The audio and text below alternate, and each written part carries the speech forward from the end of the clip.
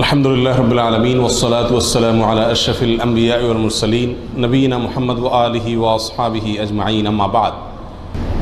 সম্মানিত ভাই বন্ধুগণ, আজ আমরা আলোচনা করব এমন কিছু হতভাগা ব্যক্তি আছেন যেই হতভাগা লোকেরা যত নেকামল করুক না কেন আল্লাহ সুবহানাহু ওয়া তাআলার কাছে তা কবুল হয় না, গ্রহণ হয় না। আর বলাই বাহুল্য, আপনি আমল করবেন, ইবাদত করবেন আল্লাহকে সন্তুষ্ট করার জন্য, আল্লাহকে সন্তুষ্ট করলেই আপনি জান্নাতে যেতে পারবেন। যে আল্লাহকে সন্তুষ্ট করবার জন্য আমরা আমল, ইবাদত, জিকির, আজকার, তাসবিহ, সালাত, সিয়াম সব করি, সে আল্লাহর কাছে যদি এগুলো অ্যাকসেপ্টেড না হয়, গ্রহণযোগ্য না হয়, আল্লাহ যদি সেগুলোকে গ্রহণ না করেন, তাহলে এই আমল করে আমাদের কোনো উপকার আসবে না। ঠিক না ঠিক? সুতরাং আল্লাহর কাছে যে কোনো আমল গ্রহণযোগ্য হওয়ার জন্য মৌলিকভাবে তার কয়েকটা শর্ত আছে। তার ভিতরে এক নম্বরের শর্ত হলো ঈমান থাকা। যদি কারোর ভিতরে ঈমানই না থাকে, সে যত ভালো কাজই করুক না কেন আল্লাহর কাছে সেটা গ্রহণযোগ্য হবে না। দ্বিতীয়ত, যেটি মৌলিক শর্ত যে কোনো আমল আল্লাহর কাছে গ্রহণযোগ্য হওয়ার জন্য, সেটি হলো আমলটি নবী আলাইহিসসালামের পদ্ধতি অনুযায়ী হতে হবে। এছাড়া অন্য কোনো মনগড়া পদ্ধতি অনুযায়ী করলে সে আমল আল্লাহর কাছে গ্রহণযোগ্য হবে না। তৃতীয় যে শর্ত আছে আল্লাহর কাছে যে কোনো আমল গ্রহণযোগ্য হওয়ার জন্য, সেটা হলো সে আমলটি করতে হবে ইখলাসের সঙ্গে, নিষ্ঠার সঙ্গে। এই আমলটি হবে শুধুমাত্র মালিককে খুশি করার জন্য। দুনিয়ার কোনো ধান্দা, দুনিয়ার কোনো বিশেষ ফায়দা হাসিল করা, কোনো মানুষকে খুশি করা, কারোর কাছে জাহির করা, কারোর কাছে এটার স্বীকৃতি পাওয়া, এ জাতীয় কোনো ধান্দা থাকতে পারবে না। শুধুমাত্র আল্লাহকে খুশি করার উদ্দেশ্যে যদি করা হয়, সেটা হবে ইখলাসের সঙ্গে। অতএব যদি আমি ঈমানের সঙ্গে নবী আলাইহিস সালামের পদ্ধতি অনুযায়ী সহিভাবে এবং শুধুমাত্র আল্লাহকে খুশি করার উদ্দেশ্যে এবং দুনিয়ার কোনো মানুষের কাছ থেকে কোনো ফিডব্যাকের আশা করা ছাড়া কোনো ইবাদত করি, তাহলে ইনশাআল্লাহ সেই ইবাদত আল্লাহর কাছে গ্রহণযোগ্য হওয়ার মতো উপযুক্ত ইবাদত বলা যেতে পারে। এরপরেও ব্যক্তির ব্যক্তিগত কিছু চারিত্রিক ত্রুটির কারণে, কিছু দোষের কারণে, কিছু খারাপ স্বভাবের কারণে অনেক সময় এই শর্তগুলো থাকা সত্ত্বেও আল্লাহ সুবহানাহু ওয়া তাআলার কাছে আমল গ্রহণযোগ্য হয় না। এরকম 13 শ্রেণীর ব্যক্তির সঙ্গে আজকে আমরা পরিচিত হব। এই 13 ক্যাটাগরির কোনো একটিতে যদি আমরা কেউ থাকি, তাহলে ইবাদত কবুলের যে মৌলিক শর্ত আছে সেই শর্তগুলো পাওয়া সত্ত্বেও আল্লাহ সুবহানাহু ওয়া তাআলা আমাদের ইবাদত গ্রহণ করবেন না। তার ভিতরে এক নম্বরে যে ব্যক্তির কথা বলবো, সেটি সুনানে নাসাইতে বর্ণিত হয়েছে। নবী আলাইহিস সালাম বলেছেন, লা ইয়াকবালুল্লাহু মিন মুশরিকিন আশরাকা বা'দা ইসলামিহি আমালা হাত্তা ইউফারিকাল মুশরিকিনা ইলাল মুসলিমিন। অর্থাৎ নবী আলাইহিস সালাম বলেছেন, কোনো ব্যক্তি ইসলাম গ্রহণ করলেন, আগে তিনি অমুসলিম ছিলেন, ইসলাম গ্রহণ করার পরে যদি আবার সে শিরকে ফিরে যায়, আবার তিনি যদি শিরকে লিপ্ত হয়ে যান, তাহলে তার কোনো আমল আল্লাহ সুবহানাহু ওয়া তাআলা গ্রহণ করবেন না। যদি সেই শিরকে লিপ্ত হওয়ার পরে তওবা করে আবার মুসলমানও হয়, তবুও তার আমল গ্রহণযোগ্য হওয়ার জন্য শর্ত হলো হাত্তা ইউফারিকাল মুশরিকিনা ইলাল মুসলিমিন। সে মুশরিকদের দল, মুশরিকদের দেশ, মুশরিকদের সমাজ ত্যাগ করে মুসলমানদের সমাজে আসার আগ পর্যন্ত তার কোনো আমল গ্রহণযোগ্য হয় না। তাহলে একজন অমুসলিম, তিনি মুসলিম হলেন, ইসলাম গ্রহণ করলেন, ইসলাম গ্রহণ করার পরে আবার তিনি অমুসলিম হয়ে গেলেন, এরপর যদি আবার তিনি মুসলমান হয়ে যানও কিন্তু অমুসলিমদের মধ্যেই তিনি অবস্থান করেন, তাহলে তার আমল আল্লাহ তাআলা গ্রহণ করবেন না। তার আমল গ্রহণযোগ্য হতে হলে তাকে মুসলমানদের সমাজে এসে প্রবেশ করতে হবে, বসবাস করতে হবে। এর ফলে সেই ইসলামের উপরে টেকা তার জন্য কি হবে? সহজ হবে। তাহলে আল্লাহর জন্য খারাপ সমাজ, মন্দ সমাজ ত্যাগ করে ভালো সমাজে আসা, এটা বান্দার নেক আমল কবুল হওয়ার জন্য অন্যতম একটি উপায় এবং মাধ্যম। আল্লাহ তাআলা আমাদের সবাইকে এই গুণটি অর্জন করার তৌফিক দান করুন। আমরা সবসময় ভালো সমাজে মুমিনদের সঙ্গে, মুত্তাকিদের সঙ্গে উঠা বসা, তাদের সাথে পরিচিত হওয়া, তাদের সাথে বন্ধুত্ব করা, তাদের সঙ্গে সব লেনদেন করা, কারবার করা, তাদেরকে অন্তরে জায়গা দেওয়া এবং জলচল করা, এটার চেষ্টা করব। তাহলে আমল আল্লাহ সুবহানাহু ওয়া তাআলার কাছে গ্রহণযোগ্যতা পাবে ইনশাআল্লাহ। আর এর বিপরীতে বিশেষ করে যদি কেউ ইসলাম গ্রহণ করার পরে যদি আবার শিরকে ফিরে যায়, তার কোনো আমল আল্লাহ তাআলা আর কবুল করেন না। যদি সে মুসলিমও হয়ে যায়, তবুও তাকে আমল আল্লাহর কাছে গ্রহণযোগ্য করাতে হলে মুসলমানদের সমাজে ফিরে আসতে হবে। তাহলে এক নম্বর ব্যক্তি পেলাম যে ইসলাম গ্রহণ করার পরে আবার শিরকে চলে গেছে, তার আমল আল্লাহ তাআলা কি করবেন না? গ্রহণ করবেন না। গ্রহণ করবেন শর্ত হলো সে আবার মুসলমানদের মধ্যে ফিরে আসবে, ইসলাম গ্রহণ করবে। এই সমাজে চলে আসবে, তখন আল্লাহ তাআলা গ্রহণ করবেন। নাম্বার 2 এবং 3, 2 এবং 3 এই দুটো পয়েন্ট বর্ণিত হয়েছে আবু দাউদ এবং সহিহ ইবনে খাজামা বর্ণিত এক হাদিসের মধ্যে। নবী আলাইহিস সালাম এখানে এই হাদিসে 2 ব্যক্তির কথা বলেছেন, যে 2 ব্যক্তির আমল আল্লাহ সুবহানাহু ওয়া তাআলা কি করবেন না, কবুল করবেন না। কারা তারা? নবী আলাইহিস সালাম বলেছেন লা ইয়াকবালুল্লাহু সালাতান বিগাইরি তাহুরিন। এটা হলো দ্বিতীয় ব্যক্তি। ওই ব্যক্তির সালাত আল্লাহ সুবহানাহু ওয়া তাআলা কবুল করবেন না যে সালাত পড়তেছে পবিত্রতা অর্জন করা ছাড়া। তার মানে পবিত্রতা অর্জন করা সালাতের জন্য পূর্ব শর্ত। এখন যদি পবিত্রতা অর্জনের ত্রুটি থাকে, কোথাও শুকনা থাকে, ভালো করে ওযু না করেন, ভালো করে গোসল না করেন, তাহলে আপনার এই সালাত হবে না। এই সালাত আবার পুনরায় করতে হবে, এটা বিশুদ্ধই হবে না, আল্লাহ তাআলার কাছে এটা অ্যাকসেপ্টেডই হবে না। তাহলে সালাত এটা আদায় করার জন্য, এটা কবুল হওয়ার জন্য পূর্ব শর্ত হলো পবিত্রতা থাকা। সম্প্রতি একটা ভিডিও ক্লিপ, ছোট ভিডিও ক্লিপ আপনারা অনেকেই দেখেছেন হয়তো, অনলাইনে প্রচুর পরিমাণ ছড়িয়ে গেছে। সেটা হলো হারামে মক্কায় ভারতের 2 জন লোক, ইন্ডিয়ার 2 জন লোক, তারা উমরা বা হজ করার জন্য আসছেন দেখা যাচ্ছে ভিডিওতে, এবং জামাত দাঁড়ায় গেছে হারামে। এখন আশপাশে হয়তো অজুর জায়গা ধারে কাছে নাই, তো তারা এক জায়গায় এরকম শূন্যের মধ্যে কোনো পানিটাই নাই, এভাবে নিচ্ছে, কুলি করতেছে, হাত মুখ ধুইতেছে, পানি কিন্তু নেই। একটা ড্রাম বা বাক্সর সামনে এরকম হাত দিচ্ছে, মুখে মুছতেছে, মানে মনে মনে অজু করতেছে, অথচ পানি নেই। তাদেরকে আশপাশে অনেকে বোঝানোর চেষ্টা করছে যে ভাই পানি তো নাই, তোমরা কি অজু করতেছো। তারা এটা নিয়তে অজু করে ফেলতেছে। তাহলে এইভাবে যদি কেউ অজু করে তার সালাত কবুল হবে না। অপবিত্র ব্যক্তির সালাত নামক ইবাদত আল্লাহ কি করবেন না, কবুল করবেন না। এটা হলো দ্বিতীয় ব্যক্তি যার সালাত বা ইবাদত কি হবে না, কবুল হবে না। অতএব ভালোভাবে উত্তম রূপে ওযু এবং গোসল করতে হবে। নাম্বার 3, ওয়ালা সাদাকাতা মিন গুলুল। আমাদের সমাজে আজ হালাল ইনকাম করা মানুষ, হালাল উপার্জন করা মানুষ সোনার হরিণ হয়ে গেছে ভাই। আলহামদুলিল্লাহ, দানকারী মানুষের অভাব নেই, সবাই টুকটাক দান করার চেষ্টা করে। কিন্তু এই হাদিসটি জানার পরে দান করার চাইতে ইনকাম যেন হালাল থাকে সেদিকে আমরা বেশি গুরুত্ব দেব। নবী আলাইহিস সালাম বলেছেন ওয়ালা সাদকাতা মিন গুলুল। অবৈধ সম্পদ আত্মসাৎ করে যে সম্পদ কামাই করেছেন, হারাম উপায়ে যে সম্পদ কামাই করেছেন, সেই সম্পদ দিয়ে যদি আপনি সাদকা করেন, দান করেন, এই দান কবুল হবে না, এটা আল্লাহর কাছে গ্রহণযোগ্য হবে না। তাহলে তৃতীয় ব্যক্তি হলেন ওই ব্যক্তি যে ব্যক্তি হারাম পথে উপার্জন করেন, তার দানের ইবাদত আল্লাহ কি করবেন না, কবুল করবেন না। নাম্বার 4 নম্বর, যার আমল ইবাদত কবুল হবে না, বিশেষ করে সালাতের কথা বলা হচ্ছে এখানে, সালাত কবুল হবে না, তিনি হলেন ওই মহিলা যে মহিলা সালাত আদায় করছেন অথচ তিনি খেমার পরেন নাই, অর্থাৎ ওড়না পরেন নাই। সুনান আবু দাউদের হাদিসে আসছে নবী আলাইহিস সাল্লাম বলেছেন লা ইয়াকবালুল্লাহু সালাতা হাইদিন ইল্লা বিখিমার। প্রাপ্ত বয়স্কা মহিলা তিনি যদি সালাত আদায় করেন তো তার সালাত আল্লাহ সুবহানাহু ওয়া তাআলা কি করবেন না, কবুল করবেন না, যদি তার মাথায় কি না থাকে, ওড়না না থাকে। অর্থাৎ যেভাবে সতর ঢেকে সালাত আদায় করা দরকার সেভাবে যদি সতর না ঢাকা হয় তাহলে তার সালাত হবে না। আমাদের সমাজে বেশিরভাগ মা বোনেরা না জেনে না বুঝে এমনভাবে সালাত আদায় করেন, এমন পোশাকে সালাত আদায় করেন যেই পোশাকে সালাত হয় না, এবং শত শত হাজার হাজার লক্ষ লক্ষ মা বোনরা এভাবে সালাত আদায় করেন বলে আমি জানি। আমাদের পুরুষদের দায়িত্ব তাদেরকে শিখিয়ে দেওয়া। মেয়েদের সালাত বিশুদ্ধ হওয়ার জন্য পূর্বশর্ত হলো সালাতের মধ্যে সতর ঢাকতে হয়। পুরুষরা পুরুষদের পরিমাণে, মহিলারা মহিলাদের সতর ঢাকতে হয়। মহিলাদের সালাতের মধ্যে সতর হলো তার মুখমণ্ডল ছাড়া, এবং অনেক ওলামা ইকরাম বলেছেন 2 হাতের কবজি ছাড়া এবং 2 পায়ের পাতা ছাড়া, কেউ কেউ পাতাকেও যোগ করেছেন। আর বাকি পুরা শরীর ঢাকতে হবে। মাথার চুল সেটাও দেখা যেতে পারবে না, খোলা থাকতে পারবে না। কাঁধ, বুক, পিঠ কোনো কিছু খোলা থাকতে পারবে না। হাতের বাজু, গোছা, বাজু, বাহু কোনো কিছু খোলা থাকতে পারবে না। এখন আমাদের দেশে আগে প্রচলিত ছিল, এখনও কোনো কোনো বৃদ্ধ মহিলাকে দেখা যায় সাদা শাড়ি আছে, নামাজের শাড়ি বলে, এটা নামাজের কাপড় আলাদা।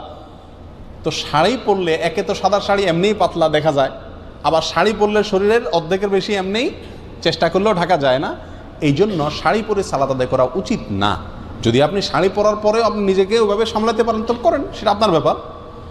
তবে মনে রাখতে হবে সালাতের জন্য মাথার উপরে একটা স্পেশালি বড় ওড়না বানায় নেওয়া উচিত, যে ওড়না পুরো শরীরকে ঢেকে দিবে একেবারে, এবং তার ভেতরে যথেষ্ট প্রশস্ত থাকবে, এর ভিতরে হাত নাড়াচাড়া করা সহজ হবে। এক কথায় 4 নম্বর, ওই ব্যক্তি যার সালাত কবুল হবে না আল্লাহর কাছে, তিনি হলেন প্রাপ্তবয়স্কা নারী তিনি মাথার উপরে ওড়না দেওয়া ছাড়া যদি কি করেন, সালাত আদায় করেন, অথবা ওড়না দিলেন কিন্তু সে ওড়নাটা তার পুরো যেভাবে ঢাকা দরকার সেভাবে ঢাকলো না। আল্লাহ তাআলা আমাদেরকে, আমাদের মা বোনদেরকে সঠিকটা বুঝার তৌফিক দান করুন। নাম্বার 5 নম্বর, এটাও মেয়েদের প্রসঙ্গেই, ওই মেয়ের সালাত কবুল হবে না, আল্লাহ সুবহানাহু ওয়া তাআলা তার সালাতকে গ্রহণ করবেন না, অ্যাকসেপ্ট করবেন না, যেই মেয়ে সালাত পড়ার জন্য মসজিদে গেছেন সুগন্ধি ব্যবহার করে, স্প্রে করে, শরীরের মধ্যে বা কাপড় চোপড়ে স্প্রে করে বা সুগন্ধি জাতীয় কোনো কিছু ব্যবহার করে তিনি মসজিদে গেছেন। এই যাওয়ার ফলে আল্লাহ সুবহানাহু ওয়া তাআলা ওই মসজিদে গিয়ে যত ইবাদতই করুন না কেন, আল্লাহ তাআলা তার সালাত কি করবেন না, কবুল করবেন না। এ বিষয়ে বহু হাদিসের কিতাবে হাদিস আসছে, তার ভিতরে একটা আমরা উল্লেখ করছি যেটি সহিহ খুজাইমা ইবনে খুজাইমাতে বর্ণিত হয়েছে। নবী সাল্লাল্লাহু আলাইহি ওয়াসাল্লাম বলেছেন, লা ইয়াকবালুল্লাহু মিন ইমরাতিন সালাতান, ওই মহিলার সালাত আল্লাহ কবুল করবেন না, খারাজাত ইলাল মসজিদি, যে মহিলা মসজিদে বের হয়েছেন, ওয়ারিহুহা তাসিফু, অথচ তার গায়ের যে সুগন্ধ এটা বাতাসে ছড়িয়ে দিচ্ছে অন্যদের নাকে, পুরুষদের নাকে, হাত্তা তারজিআ ফাতাগতাসিলা, সে বাসায় এসে গোসল করে, অর্থাৎ এই গন্ধ তার শরীর থেকে দূর করার আগ পর্যন্ত তার সালাত আল্লাহ তাআলা কি করেন না, কবুল করেন না। প্রিয় ভাই বন্ধুগণ, আজকাল মেয়েরা সুগন্ধি ব্যবহার করেন বাইরে যাওয়ার সময়, বাসায় যেখানে স্বামী আছেন এখানে বেশি সুগন্ধি ব্যবহার করে থাকা দরকার, বরং এখানে থাকে যেমনি সেমনি, বাহিরে গেলে খুব জোরসোরে স্প্রে করে। তো এটা অনুচিত। অন্য পুরুষকে নিজের প্রতি আকৃষ্ট করা, অন্য পুরুষকে মনে মনে জানা করতে আহ্বান করার শামিল এই স্প্রে করা, যে স্প্রে সুগন্ধি জাতীয় স্প্রে, এটা করে মহিলারা বাহিরে যেতে পারবে না। এখানে চিন্তা করার বিষয়, মসজিদে যাচ্ছেন সালাত আদায় করার জন্য, তিনি যদি আপনার সুগন্ধি জাতীয় কোনো কিছু ব্যবহার করে যান এবং তার সুগন্ধি অন্যদের নাকে যায়, পুরুষদের নাকে যায়, এবং পুরুষরা বাজে চিন্তা করার সুযোগ তৈরি হয়, সেটার যদি এরকম কঠিন শাস্তির কথা বলা হয়ে থাকে, কঠোর সতর্কবাণীর কথা বলা হয়ে থাকে, তাহলে যারা বাজারে, মার্কেটে ঘোরার জন্য, বেড়াতে যাওয়ার জন্য, পার্টিতে, বিয়ে শাদিতে যাওয়ার সময় এসব সুগন্ধি লাগায় যাচ্ছেন, তাদের পরিণতি কত ভয়াবহ হতে পারে আল্লাহ তাআলাই ভালো জানেন। আল্লাহ আমাদের মা বোনদেরকে সঠিক পথে, শুদ্ধতার পথে, সুস্থতার পথে ফিরে আসার তৌফিক দান করুন। সময়ত ভাইয়েরা, 6 নম্বর, 7 নম্বর, 8 নম্বর, এক হাদিসে 3 ব্যক্তির কথা একসঙ্গে বলা হয়েছে যাদের সালাত আল্লাহ সুবহানাহু ওয়া তাআলা কি করেন না, কবুল বা গ্রহণ করেন না। আর সে হাদিসটি বর্ণিত হয়েছে সহিহ ইবনে হিব্বানে, ইবনে মাজাহ এবং আরও কয়েকটি হাদিসের কিতাবে। নবী আলাইহিস সালাতু ওয়াস সালাম বলেছেন, সালাসাতুন লা তারতাফিউ সালাতুহুম ফাওকা রুউসিহিম শিবরা, 3 ব্যক্তি আছে যারা নামাজ পড়লে তাদের নামাজটা মাথার 1 বিঘত উপরে উঠে না, আল্লাহর আরশ পর্যন্ত যাওয়া তো পরের কথা, অর্থাৎ তাদের এই সালাত আল্লাহর কাছে কবুল হয় না। সেই লোক কারা? হতবাগা। রাজুলুন আম্মা কওমান ওয়া হুম লাহু কারিহুন, 1 নম্বর হলেন ওই ব্যক্তি, যে ব্যক্তি কোনো এলাকার মানুষের মসজিদের ইমাম, তিনি ইমামতি করেন, অথচ মুসল্লিরা তার উপরে অসন্তুষ্ট। অসন্তুষ্ট বলতে ন্যায়সঙ্গত কারণে অসন্তুষ্ট। আজকাল তো হুজুররা চলা একটু বাঁকা হইলেও পাবলিক বলে না, হুজুর পছন্দ না। তো হুজুরের ব্যক্তিগত কারণে যদি আপনি অপছন্দ করেন, সেটাতেই হুজুরের কোনো কিছু আসবে যাবে না, ওটাতে আপনার কপাল আপনি পড়বেন। কিন্তু যদি যুক্তিসঙ্গত কারণে, লোকটা বেদাতি, লোকটা খারাপ মানুষ, লোকটার ভিতরে কোনো বদভ্যাস আছে, সেই কারণে যদি পাবলিক তার প্রতি অসন্তুষ্ট থাকে, তাহলে এই ব্যক্তি জেনে শুনিও পাবলিক আমার উপর অসন্তুষ্ট, আমার কোনো চরিত্রের দোষের কারণে, তারপরও সেই ইমামতির আসন ধরে আছে, আঁকড়ে আছে, তো এই ব্যক্তির উপরে, এই ব্যক্তির ব্যাপারে এই কথা আসছে যে তার সালাত তার মাথার 1 বিঘত উপরেও উঠে না, অর্থাৎ আল্লাহর কাছে কবুল হয় না। নাম্বার 2, ওয়ামরাআতুন বাতাত ওয়া যাওজুহা আলাইহা সাখিত, ওই মহিলা যিনি সারাটি রাত কাটিয়ে দিলেন অথচ সারা রাত তার স্বামী তার উপরে অসন্তুষ্ট। আমাদের মা বোনদের মধ্যে এই সমস্যাটা ঘরে ঘরে কম বেশ আছে। স্বামী স্ত্রী ঝগড়া লাগবেই, এটা চিরন্তন বিষয়। নবী আলাইহিস সালামের মতো মানুষ, তার সঙ্গে উম্মাহাতুল মুমিনিন রাদিয়াল্লাহু তাআলা আনহাদের সাথেও মনোমালিন্য তৈরি হয়েছে। নবী আলাইহিস সালাম রাগ করে মসজিদে যান নাই, বাসায় যান নাই, মসজিদে শুয়ে রয়েছেন, ওমর রাদিয়াল্লাহু তাআলা এসে মধ্যস্থতা করে মিলিয়ে দিয়েছেন। এই ঘটনা ঘটছে। উম্মাহাতুল মুমিনিন একদিকে, নবী আলাইহিস সালাম একদিকে, তাদের জীবনে যদি এটা হয় তাহলে বোঝা গেল স্বামী স্ত্রীর জীবনে ঝগড়া, কথা কাটাকাটি, ভুল বুঝাবুঝি এগুলো হবেই হবে, এর কোনো চারা নাই। পাতিল দুটো একসাথে থাকলে বাড়ি খাবেই।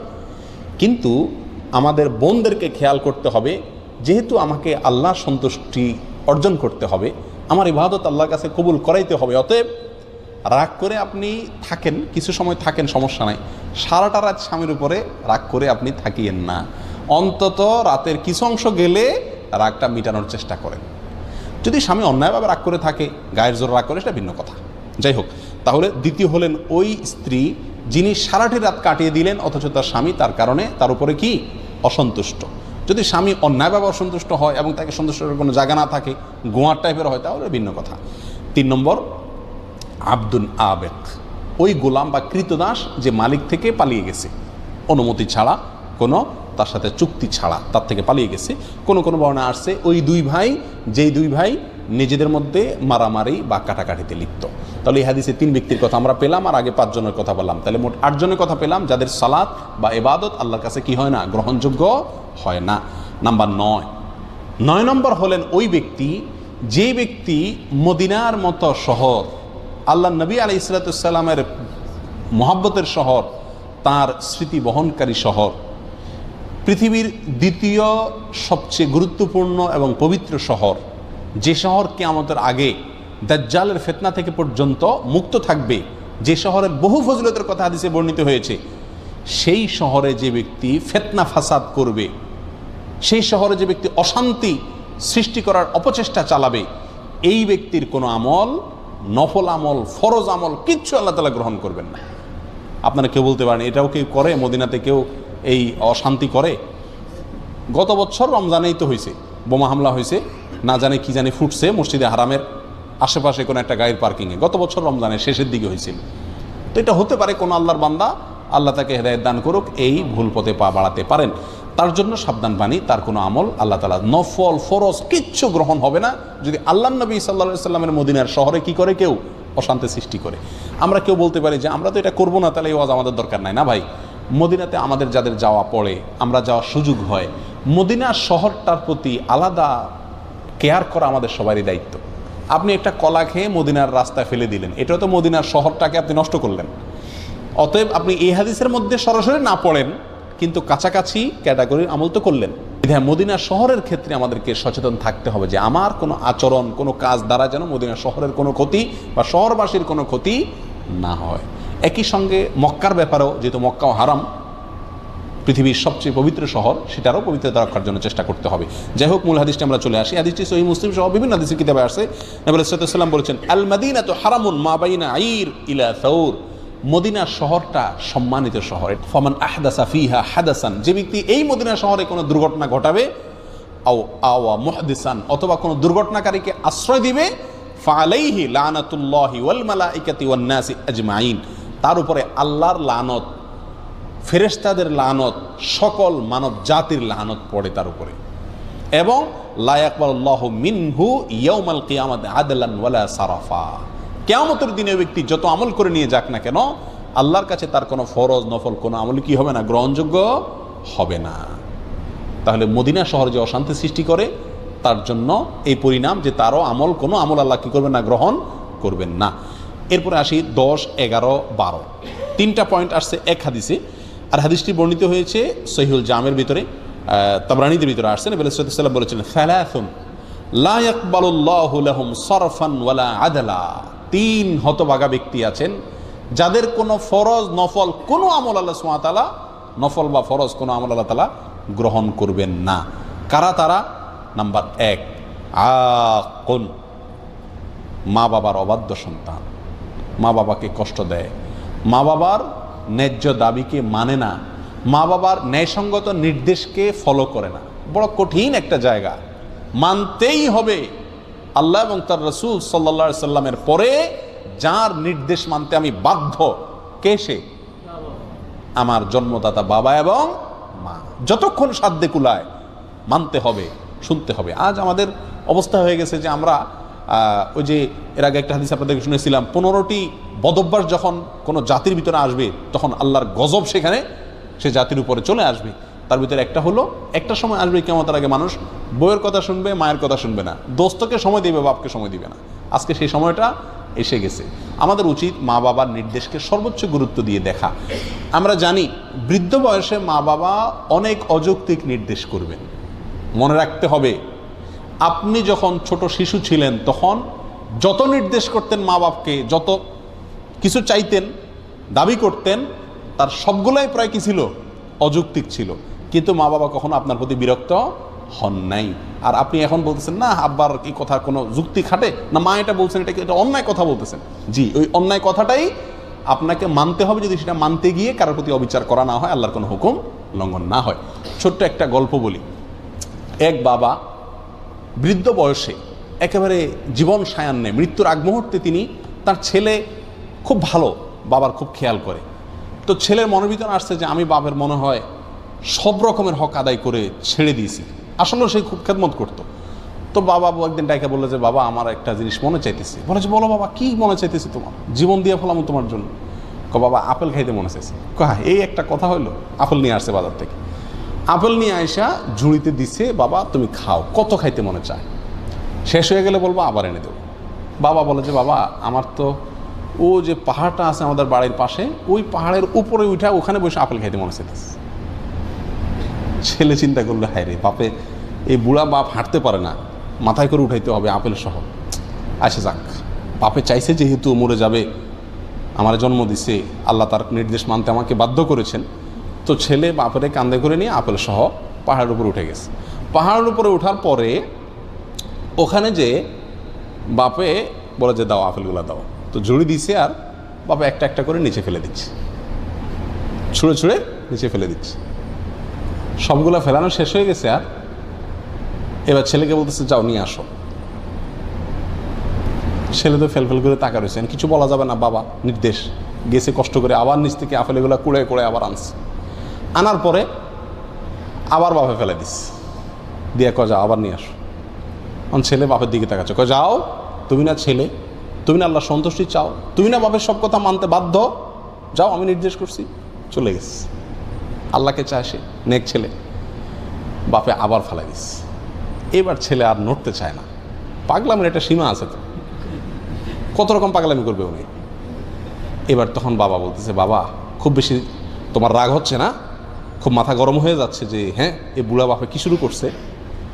তোমাকে একটা কথা বলি বাবা, আমি এখানে আপেল খাওয়ার জন্য আসি নাই, আমি তোমাকে একটা জিনিস শেখানোর জন্য আসছি। বলে কি?